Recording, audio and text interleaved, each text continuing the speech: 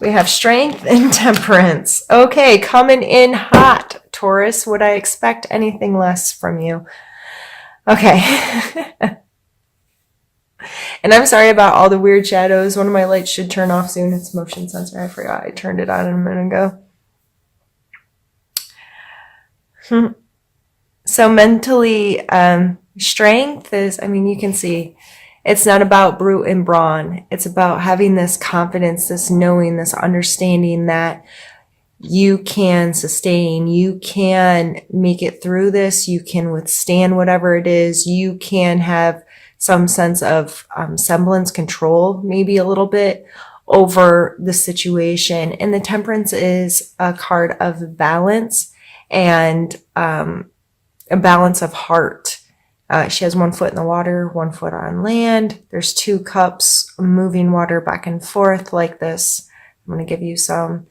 And, you know, this is a sun back here, but I almost always see it as a volcano like exploding. I don't know why. I think it's supposed to just be the sunset.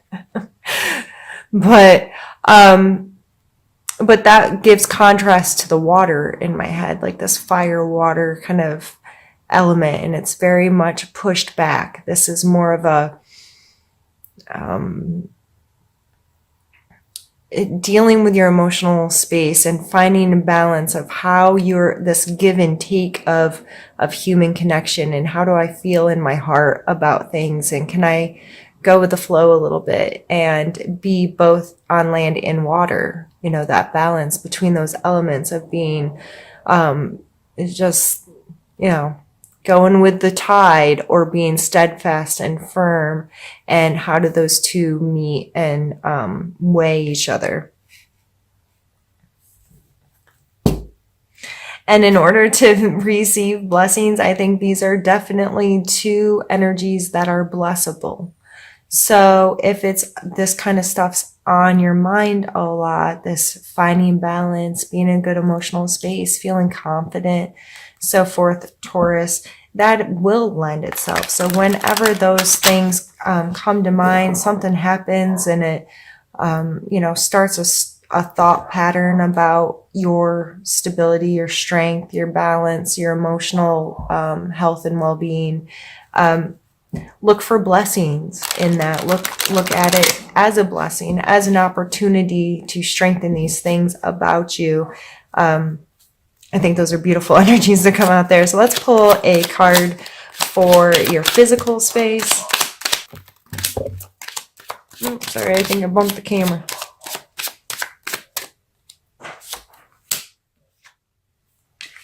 The Emperor and the Ace of Wands.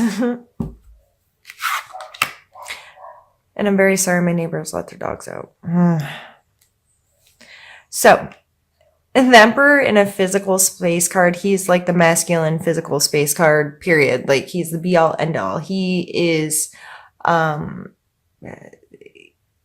in control of his physical space. He knows all the inner workings and how things have to run to make things happen, and he's able to look at how each little aspect affects the whole to make whatever he's ruling run smoothly, right? So I think of this card in our physical space as physically organizing, creating systems, creating ways, whether this is at work or at home, getting control of the processes in your life. So scheduling and organization are always kind of on the top of that list, and budgeting, those kinds of things. And the Ace of Wands, this is a potential, this is a creative spark. This is like that $1 million idea that just like pops out of nowhere and you're like, aha, like light bulb moment. So in your physical space, there may be something that generates some of this kind of energy for you. You're like, oh yeah, I can do this, or this would be a really good change, or this would be very effective in helping me do something better, or do something faster, or some kind of system that you can better implement into your physical space may come into play this month. And those two cards coming out together, listen to yourself. If you have one of those you feel like is a holy crap aha moment, like that could really work, try it. You know, those moments of brilliance that we let pass, could you imagine how amazing the world would be if more of us acted on those impulses and stepped outside of a box once in a while and tried to implement new and creative ways to do things that we've been doing the same way for way too long? And that's like innovation to me, you know, so even if it's something mundane in your everyday life as a housewife, and I'm not saying housewives have mundane lives, but I'm saying inside of each of our situations, whether we're an executive, a housewife, a fire person, a mail carrier, a tattoo shop owner like myself, sometimes, you know, like, we feel like our job in our life is rather mundane. And once in a while, we get this spark of creativity that can really change things up in a positive way, especially coming from this space of like emperor, like I have to run this stuff. I'm in control of this. This is my baby. This is my thing, whatever your thing is. That could really be innovative, be cutting edge, be exciting, and it may just be inside your own home, is what I'm saying. But it could be something larger. If you know, if I have an inventor watching, invent me something cool, name it after me or something. I don't know. I'm just being silly, but I know when I talk about the energies, sometimes I talk about a very large idea. But it's hard with these general readings. I want to express the energies in a card that anyone can understand and apply to their life rather than explain a specific A, B, and C. I'm not a fortune teller. If that's what you're here for, there we go. The light went up. That's not really my intention. My intention is to talk about the cards and the energies in a way that are relatable to you, and you can see how they apply in your life, so you can create a dialogue within yourself that helps you, me, and everyone kind of grow as we become more consciously aware of the energies in our lives and our relationships to them. I felt like that was way wordy. Sorry, Taurus. All right, let's pull a card for your emotional space. We have the High Priestess. She is one of my favorites. There's always a sense of kind of duality here with the light and the dark and her sitting between it. Her being this like connection between the two and finding this middle space. And her foot is on the moon and she's holding a scroll which contains knowledge, of course. She's surrounded by pomegranates, which have always been like, you know, oh, the hoity-toity came to mind. I don't know why those words, but you know, more well-to-do kind of pomegranates are expressed there. So with her, it's like she has access to this almost like this higher knowledge or this connection. She's very capable of connecting these two worlds, these two ideas, these two feelings, these two whatever together. And because she's able to do that, she holds special knowledge there. So this coming in your emotional space, I feel like this is more to do with self. She's by herself. This is you understanding your emotions more is how, I guess, how I'll start to explain it. In your emotional life, this may not be a month where you're highly concerned with your connections with other people, but more so in a internal, what's my relationship with me kind of way. This card always makes me think of prayer and meditation. Exercise for a lot of people is the same kind of thing that pulls you into this spiritual, if you will, moment where you're alone with yourself, or you're alone with your God, your spiritual practices, where you kind of shut out the rest of the world and you have this ability to digest you. And then once you open back up, what has that done for you, and what does that allow you to access more in the world? So I just see her as this energy of self-care and, oh geez, sorry, hope that didn't affect the video. Self-care, self-trust, intuition, gut feelings, that trusting that if you get a bad feeling about somebody this month, trust your gut. If you're in a place where you're taking really good care of yourself, and these are all super positive cards, and you're in a good, emotionally healthy space, you may be a very good judge of character right now. Especially with the Strength and the Temperance and the Emperor, like these. So you have 3 major arcanas, an ace, and another major arcana. Like these are heavy duty, big energy kind of things.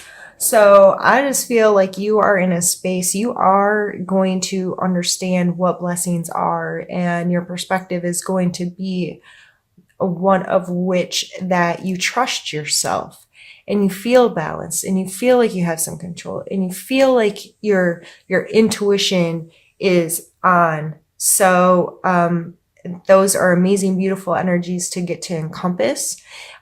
If you're not feeling that, that is a big opportunity to make yourself by, what is my relationship to this energy? What is my relationship to this energy? How does this make me feel?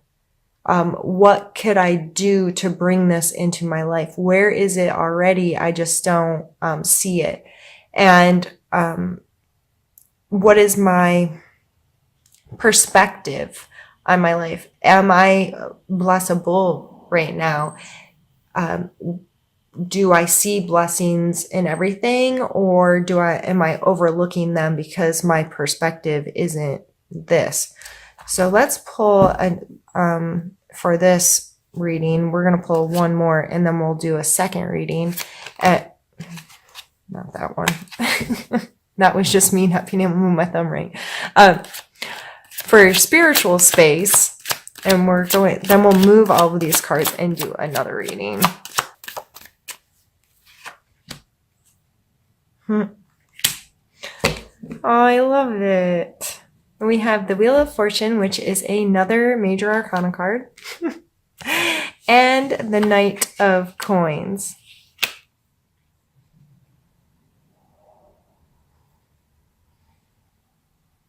I almost feel like this is the coin in his hand, and he's starting to finally get it, that things happen and I have to think long term, but I also have to be able to react to things changing. The Wheel of Fortune always stands out to me as things keep turning, things keep moving. There's this I can't find the word. I wish my brain worked. Okay. So, this is obviously a circle, and I can't find the word that I want. And, there's things that are perceived as this way or that way or up or down or what have you. but it's all connected and it all cycles. And there's this grander thing at play that we aren't capable of seeing the whole picture and all the interactions that create what we're perceiving as our reality. All the little steps, every step of the way of what put this person or this thing or this idea, whatever, into right now.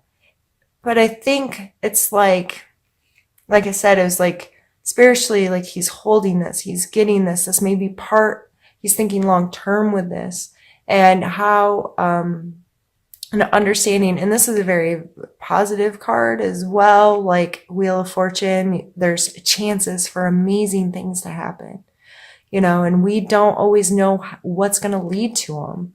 And we need to understand, okay, this is where I'm at today.